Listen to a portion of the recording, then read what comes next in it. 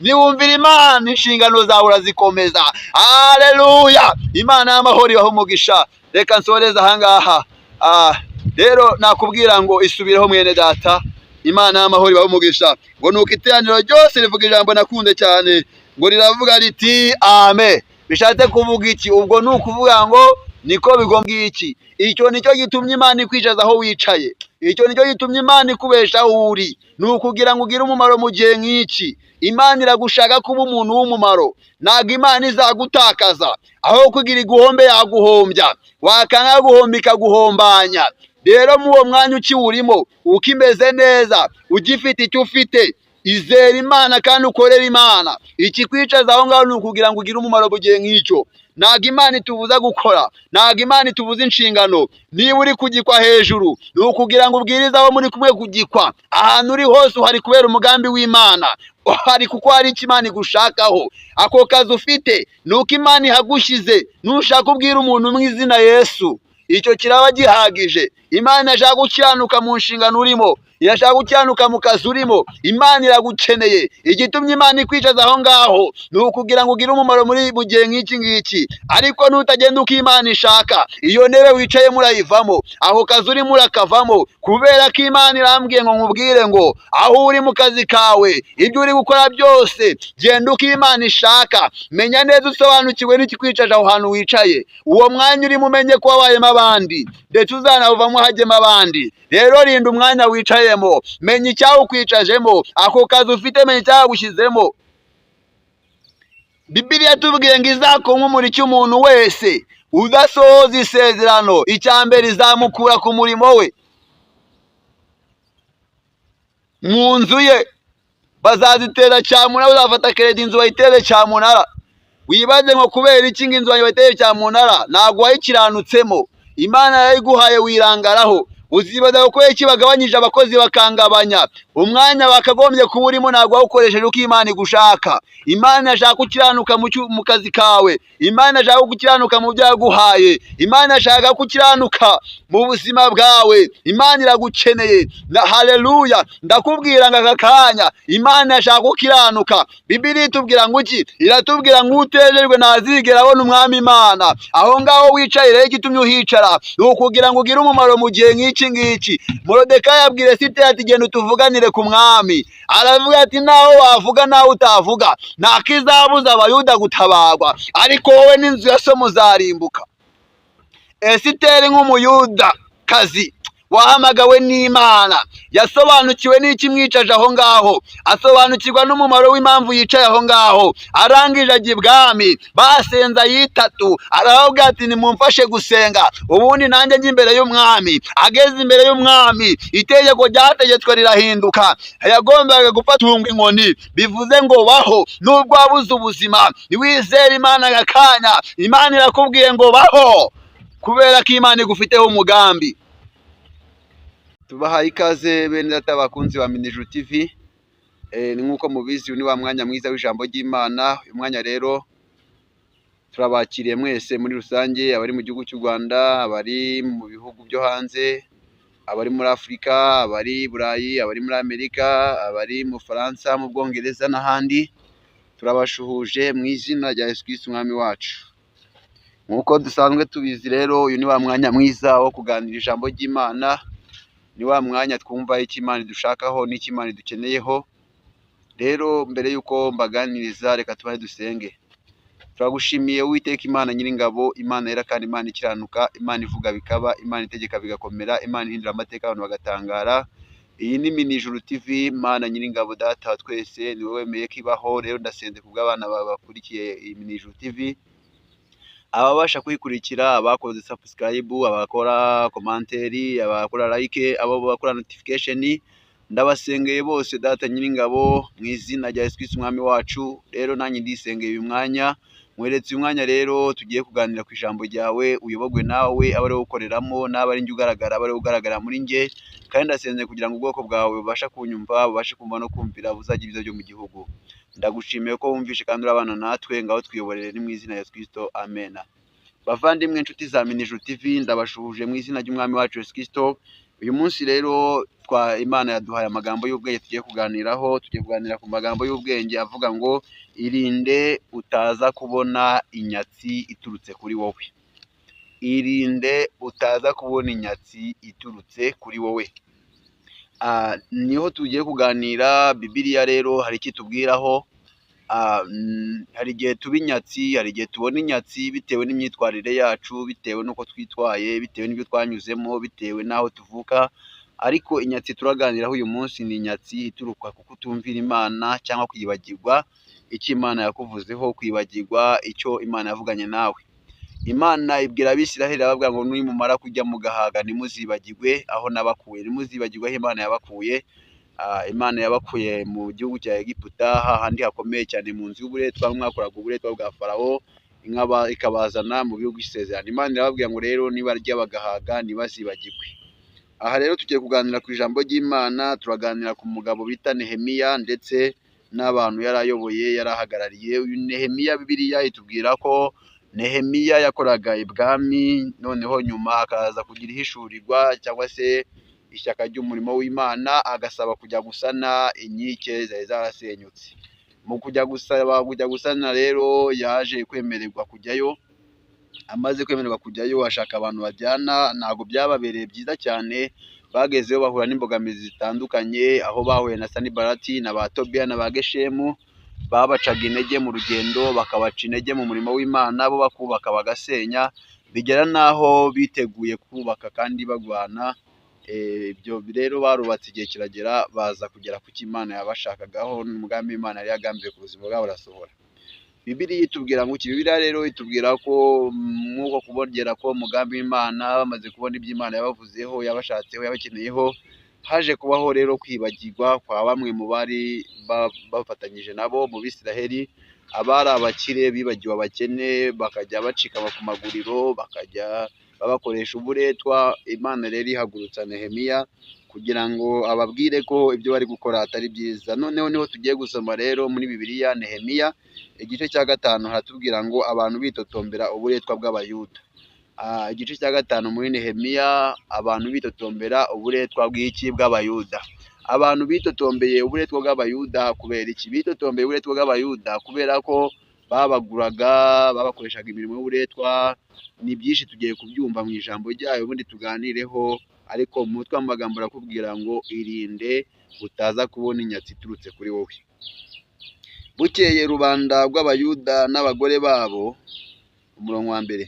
Bukeye rubanda rw'Abayuda n'abagore babo baritotomba cyane, barega bene wabo b'Abayuda, kuko bamwe bavugaga bati abahungu bacu n'abakobwa bacu turi benshi, reka tujye kwihahira tubone ibidutunga tubeho. Reka tujye kwihahira tubone ibidutunga tubeho. Kandi abandi baravuga bati amasambu yacu n'inzabibu zacu n'amazu yacu twabitanzeho ingwate dufite inzara, reka tujye guhaha. 4. Kandi n'abandi baravugaga bati twagujije ifeza z'umusoro w'umwami, dutanze amasambu yacu n'inzabibu zacu ho ingwate. Ariko rero twebwe na bene wacu dusangiye ubwoko, kandi abana bacu n'ababo bava inda imwe n'ababo. Nyamara abahungu bacu n'abakobwa bacu tubatangaho ibiretwa, ndetse abakobwa bacu bamwe bageze mu buretwa, kandi tubuze uko twagira ngo tubacungure, kuko amasambu yacu n'inzabibu zacu bifitwe n'abandi. 6. Numvise kwitotomba kwabo n'amaganya yabo, ndarakara cyane, mera ko nigira inama ubwanjye, ntonganya imfura n'abatware, ndababwira nti muraguriza bene wanyu inyungu irenze urugero, umuntu wese aguriza mwene wabo. Nuko mbateraniriza iteraniro rinini, ndababwira nti twebweho uko dushoboye twacunguye bene wacu b'Abayuda bari baraguzwe n'abanyamahanga, none namwe murashaka kugura bene wanyu? Mbese twe twabagura tukabatunga ni ikibazo? Nuko baraceceka babura icyo bavuga. 9. Ndongera ndavuga nti ibyo mukora si byiza. Mbese ibikwiriye si uko mwagenda mwubaha Imana yacu, nimwitukishe mu banzi wacu b'abanyamahanga? Ikibazo. nanjye na bene data n'abagaragu banjye twabagurizaga ifeza n'ingano, none ndabinginze tubaharire imyenda batubereyemo. 11. Ndetse uyu munsi mubasubize amasambu yabo n'inzabibu zabo n'inzerayo zabo n'amazu yabo, mubasubize cya gice kimwe mu ijana cy'ifeza n'icy'ingano n'icya vino n'icy'amavuta ibyo mwabakaga. Maze baravuga bati tuzabibasubiza kandi ntacyo tuzabaka, tuzabigenza nk'uko uvuze. Nuko mpamagaza abatambyi ndahiriza abo bantu imbere yabo yuko bazakora nk'uko basezeranye, maze nkumumura umwenda nari niteye, ndavuga nti Imana izakumumuricya umuntu wese udasohoza iri sezerano imukure mu nzu ye no ku murimo we, uwo muntu abe ariko akunkumurwa akamarwaho. Iteraniro ryose riremera riti amen. Bahimbaza Uwiteka, nuko abantu bakora nk'uko basezeranye. Amen. Abantu bakora nk'uko basezeranye. Ahangaha rero Nehemiya baraje bamuganyira nk'umuntu wari ushumbye ubwoko bw'Imana cyangwa uhagarariye ubwoko bw'Imana, kuko bamwe barimo bitotomba kubw'uburetwa bakorerwaga na bene wabo b'Abayuda.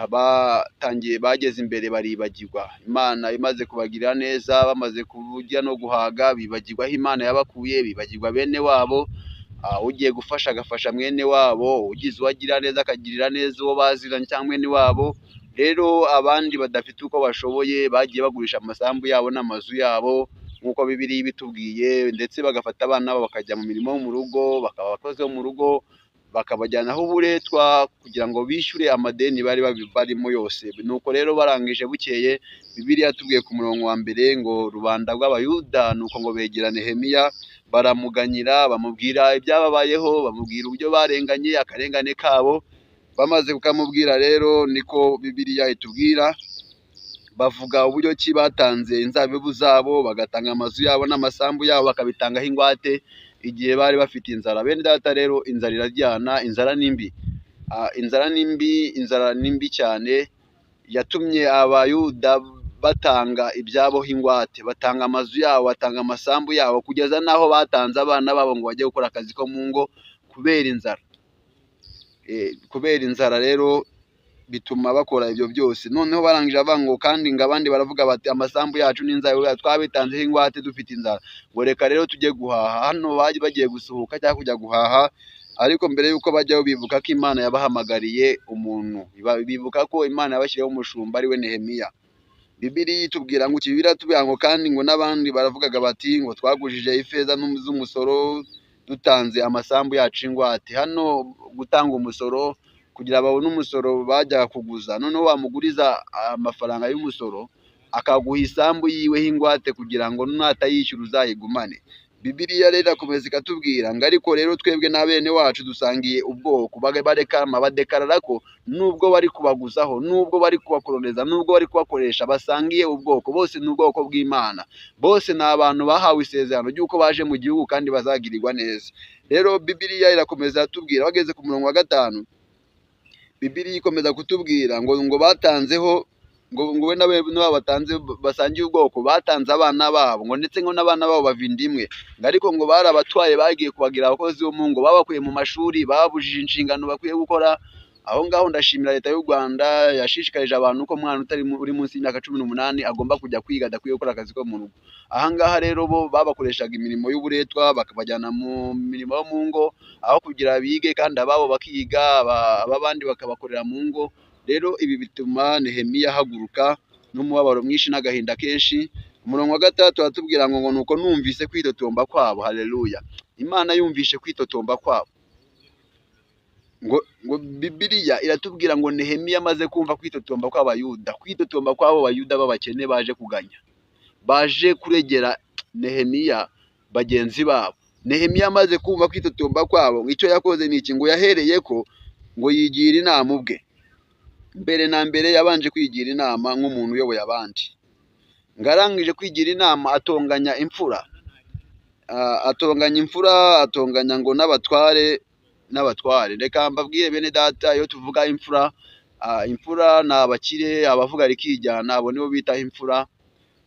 Bafite ubushobozi, bafite uburyo. Abatware ni abayobozi nk'uko mubizi. Ngarangije za mfura atonganya n'aba batware, amaze kubatonganya ngo arababwira ngo muraguriza bene wanyu inyungu irenze urugero, muraguriza bene wanyu inyungu irenze urugero. Umuntu yakugurizaga ibintu udashoboye kwishyura, akakubwira ati ngugurishe wenda miliyoni 5 utaratunga na miliyoni, akabaguriza ibintu birenze urugero kugira ngo yasambuye wa murima we babana be azabatwareho ibiretwa, azabafatire.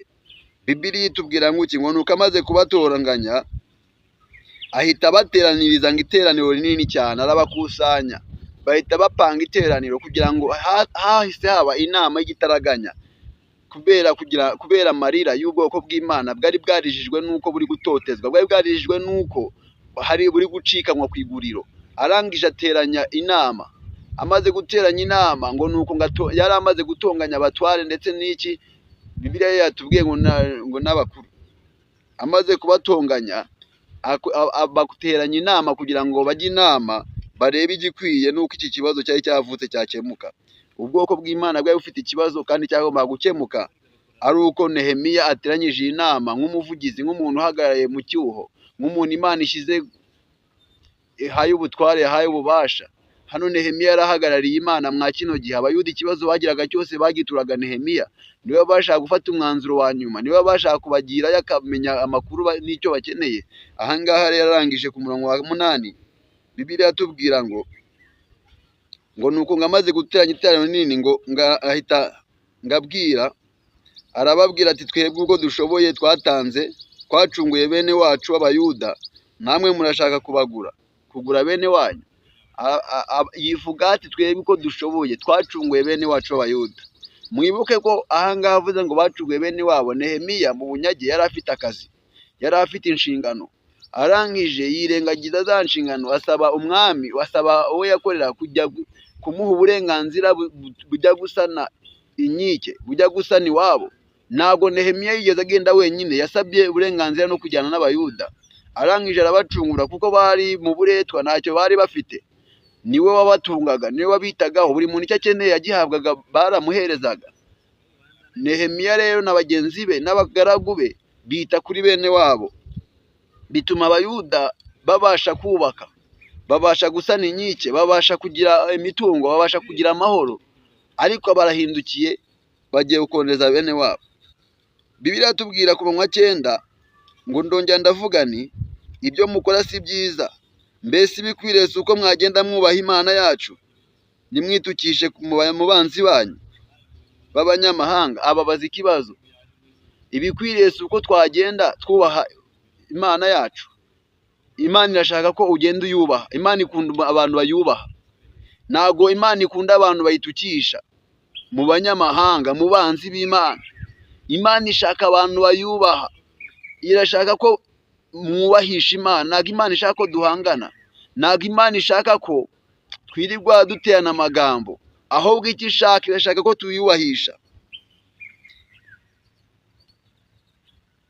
Ibi nibyo bikwiye, kubaha Imana yacu, nitwitukishe mu banzi bacu b'abanyamahanga. Mwene so niba afite ikibazo, mwene so niba ubona hari uburyo byagenze bitameze neza, ukabona icyo kibazo wagikemura, mudefane ako kanya, kemura icyo kibazo, wijya kumutaranga, wijya kumuvuga, ahubwo fatanya nawe mukemura icyo kibazo cyavutse kugira ngo mutitukisha mu banyamahanga. 10 aravuga ngo nanjye na bene data n'abagaragu banjye twabagurizaga ifeza n'ingano, none ndabinginze tubaharire imyenda tubabereyemo.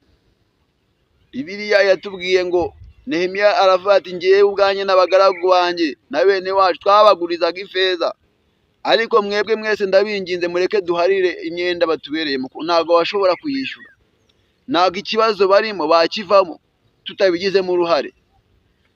Abivuganye nabo barabyumvishe, kuko nabo bibutse ahantu Imana yabakuye, bibutse ko Imana yavuganye nabo ngo nibamara kurya bagahaga ntibazibagirwe. Rero ubwoko bw'Imana burimbujwe no kwibagirwa. Imana iragutabara, iragira ahantu igukura, ikagira n'aho ikugeza, ariko ukibagirwa. Rero wowe unkurikiye, muvandimwe, wowe aho uri hose uramenye, irinde kwibagirwa icyo Imana yavuganye nawe. Ngo ndetse uyu munsi mubasubize amasambu yabo n'inzabibu zabo n'inzerayo zabo n'amazu yabo, mubasubize na cya 1 mu ijana cy'ifeza n'icy'ingano n'icya vino ibyo mwabakaga, bimwe ya masezerano mwagiranye muyasese, bimwe yakwishyuraga nabihagarike. Bibiliya itubwira ko habaga imyaka 7 yo guhara imyenda. Umwenda wabaga ufite ukamara imyaka 7 utabashije kuwishyura, icyo gihe baravuga ati uyu muntu umwenda waramunaniye ni muwumuharire, bakagendana neza kandi bikagenda neza. Umurimo w'Imana nuzeho umugayo, nuzeho igitutsi. Ariko iyi saha turimo turitukisha mu banyamahanga, turimo turasebanya. Oya, ntago bikwiye. Bibiliya iratubwira ngo amaze kubabwira uko, ngo babikora ako kanya babasubiza ibyo byose, ndetse ntabwo yababwiye ati neje, ahubwo uyu munsi tukimara kwanzura uyu mwanzuro reka dushyire mu bikorwa icyo bakoze n'iki. 11 hatubwira ngo ndetse ngo uyu munsi mubasubize amasambu yabo n'inzabibu zabo, bya bindi mwabakaga byose. 12 ngo nuko Bibiliya tubwira ngo maze baravugana bati tuzabibasubiza kandi ntacyo tuzabaka, tuzabigenza nk'uko uvuze. Ati tuzabibasubiza nta nicyo tuzabaka, ahubwo twebwe tuzabigenza nk'uko uvuze. Itegeko ry'umwami, itegeko ry'umukuru, baravuga ati twebwe tuzabibasubiza nta kimwe tuzabaka, kandi uko ubivuze niko bigomba kugenda. Bamaze kubyemera, kuko babyemereye mu nama, Bibiliya tubwira ngo maze bavuga bati tuzabasubiza kandi ntacyo tuzabaka, tuzabigenza nk'uko uvuze. Nehemiya yakoze iki? Yahise ahamagaza abatambyi, ngo arangije arahiza babana imbere yabo yuko bazakora nk'uko basezeranye. Ahita ababwira ati noneho rero mugiye gukora indahiro yuko muzakora nk'uko musezeranye. Ahita azana abatambyi, taba abantu nibarahire. Bararahira, bagira indahiro ikomeye cyane yuko barabigenza nk'uko babivuze. Bamaze gukora iyi ndahiro, Bibiliya itubwira ngo icyo Nehemiya yakoze, ngo yahise muri 13 ngo yahise akumumura umwenda yari yiteye. Amaze kukumumura avanga Imana izakumumura icya umuntu wese udasohoza iri sezerano. Ngo izakumumura icya umuntu wese udasohoza iri sezerano. Arangije avuga ijambo rikomeye, aravuga ngo nimara kumukumumura, ngo uwo muntu ngo abe ariko azakumumurwa akamagwaho, ngo izamukure mu masambu ye. Umva, mu nzu ye hari ibintu byinshi rero bikumumurwa nuko wateshute ku ndahiro warahiye. Imana ikoresha umugabo bita Moridekayi ku irembo ry'ibwami. Moridekayi amaze kuzengerezwa na Hamani, amaze kumenya ko bagambaniwe, atuma kuri Esiteri, aramubwira ngo genda utuvuganire ku mwami. Aramubwira ati wibuke, naho wabivuga naho utabivuga ukicecekera, nta kizabuza abayuda gutabagwa, ariko wowe n'inzu ya so muzarimbuka. Amutumyeho, atumye kuri Esiteri. Esiteri nawe yibuka ko icyamwicaje hariya ari ukugira ngo agire umumaro mu gihe nka kiriya. Intebe wicayemo, akazi urimo, umwanya urimo, uhicaye kubera ko Imana yahagushyize ngo ugire umumaro mu gihe nk'iki kigoye. Ibyo utunze, ibyo ufite, ubifite kubera ko Imana yabiguhaye kugira ngo ugire umumaro mu gihe nk'iki turimo. Moridekayi yarabwiye Esiteri ati utuvuganire ku mwami, naho wakicecekera nta kizabuza abayuda gutabagwa, ariko wowe n'inzu ya so muzarimbuka. Esiteri nk'umuyuda, nk'umuntu wahamagawe n'Imana, nk'umuntu uzi ahantu Imana imwicaje, icyo yakoze ni icyabwa. Yongeye nabatuma intumwa avuga ati nimugende musenga hitatu, nanjye ndagenda imbere y'umwami n'abaja banjye ntabwo twiyiriza ubusa, ubundi ngende. Mwibuke ko Esiteri kujya imbere y'umwami icyo gihe ntabwo byari byemewe, kubera ko umuntu yajyaga ari uko yahawe kujyayo. Ariko kubera ikibazo cyari kivutse ku bwoko bwabo, byatumye yirengagiza itegeko, agenda ibwami atahamagajwe.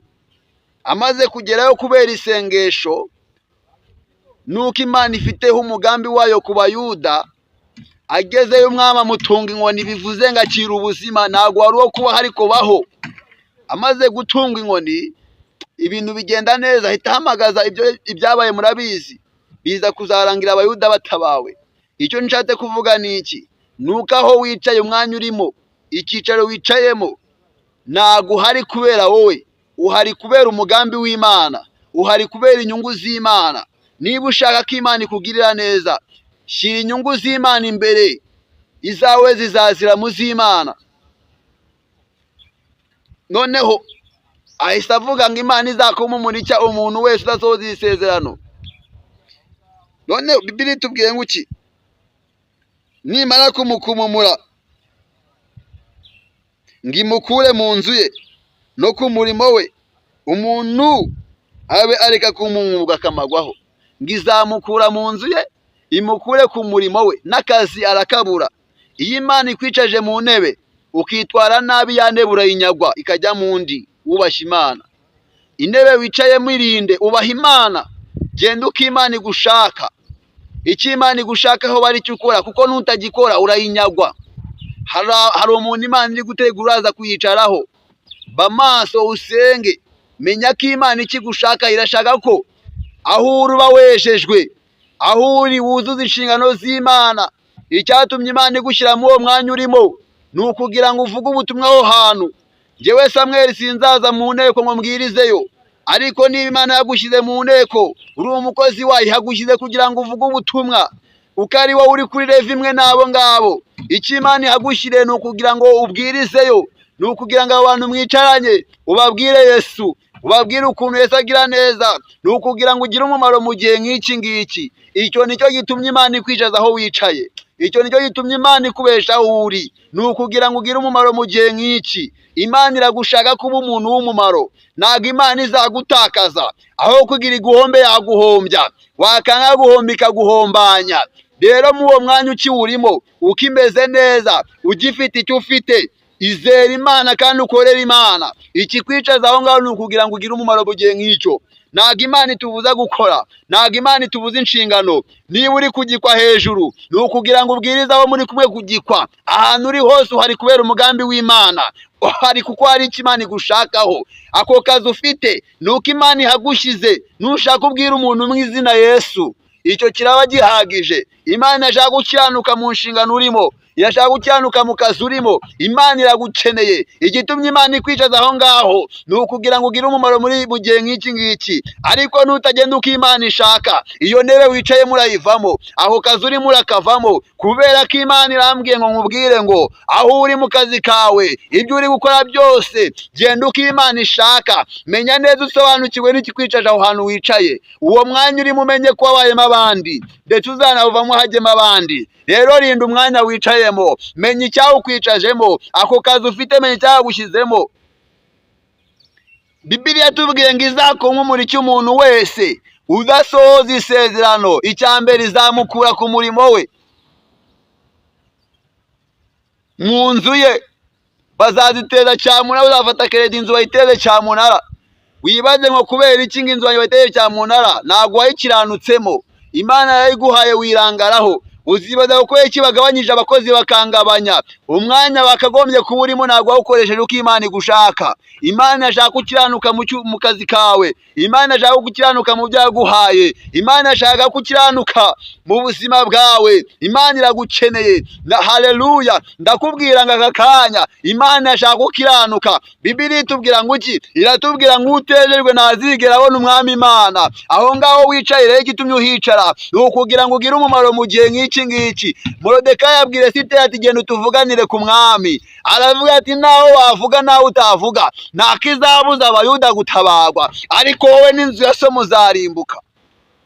Esiteri nk'umuyuda kazi wahamagawe n'Imana, yasobanukiwe n'iki mwicaje aho ngaho, asobanukirwa n'umumaro w'impamvu yicaye aho ngaho. Arangije ajya ibwami, basenza yitatu, aravuga ati nimumfashe gusenga ubundi nanjye njye imbere y'umwami. Ageze imbere y'umwami, itegeko ryategetswe rirahinduka. Yagombaga gufatungwa inkoni, bivuze ngo baho nubwo wabuze ubuzima, niwizere Imana aka kanya. Imana irakubwiye ngo baho, kubera ko Imana igufiteho umugambi. Ntabwo uri uwo gupfa. Wowe wizera Imana, ba mu mwanya Imana igushakaho. Ibyo ukeneye ku Mana izabiguha, ariko banza ushyire imbere icyo Imana igushakaho. Aho uri hose mu kazi urimo, niba uri umunyonzi utwaye n'igare, Imana ishaka gukiranuka muri ako kazi kawe. Niba uri n'umufundi aho ngaho, Imana irahagukeneye. Hari abantu benshi bakeneye ubufundi, icyo gikuriho hari abagikeneye. Nutaba amaso bakivaho bakigeho. Imana iragushaka. Ntabwo Imana ishaka ko aho ikwicaje uhaba nk'umuntu udafite umumaro, irashaka kuba umumaro mu gihe nk'iki ngiki. Icyatumye Imana igusiga ikereti ni ukugira ngo utunganye ibyasigaye bidatunganye. Aka kanya isubireho, ukimara kumvira ijambo, irinde udakunkumurwa, irinde utava ku kazi kawe, irinde utava mu nzu yawe, irinde udakunkumurwa, kuko ibigukunkumura birahari, ibigukunkumura birahari. Irinde bamaso usenge. Nuko Bibiliya itubwira ngo iki? Dusoza Bibiliya itubwira ngo maze nkumumura ngo umwenda nari niteye, ngo nubwo ngo ndavuga ngo Imana izakumumura icyo umuntu wese udasohoza iri sezerano. Niba utumviye Imana iragukunkumura, ariko niwumvira Imana iyo ntebe uriho urayigumaho. Niwumvira Imana inshingano zawe urazikomeza. Haleluya! Imana y'amahoro ibahe umugisha. Reka nsoreze ahangaha. Rero nakubwira ngo isubireho mwene data. Imana y'amahoro ibahe umugisha. Ngo nuko iteraniro ryose rivuga ijambo nakunze cyane, ngo riravuga riti amen. Bishatse kuvuga iki? Ubwo ni ukuvuga ngo niko bigomba kugenda. Aho uri rero nawe Imana iguha umugisha, wavuga uti amena, ukakira ubuhanuzi bwawe, ukakira icyo Imana igushakaho. Ariko ndakubwiye ngo bamaso, senga, menya ikikwicaje ku mwanya uriho. Ntabwo bireba abafite akazi gusa, n'ibyo wikorera byawe. Niba unacuruza, hari abandi bacuruje barahomba, hari abandi babishaka batari kubibona. Imana ikigushaka aho ngaho uri hakiranukire. Genda uko Imana ishaka, niyo utagenda uko ishaka iragukunkumura. Imana y'amahoro ibahe umugisha. Ndabakunda, muri inshuti zanjye. Naho ubutaha. Shalom, shalom, shalom. Telefone 0783404732 Samuel Abayisenga. Imana y'amahoro ibahe umugisha. Ndabakunda, muri inshuti zanjye aho muri hose muvuga ati amen. Data ndagushimiye kubw'abana bawe bankurikiranye aho bari hose. Ndabasengeye umugisha wababeho, abadakijwe bakizwe, abagendaga nabi mu cyicaro wabicajemo bagende neza. Uhereye none ukagira iteka ryose yumva gusenga kwabo. Bisabye nizeye Imana Data n'Umwana n'Umwuka Wera, mu izina rya Kristo Umwami wacu. Amen. Shalom.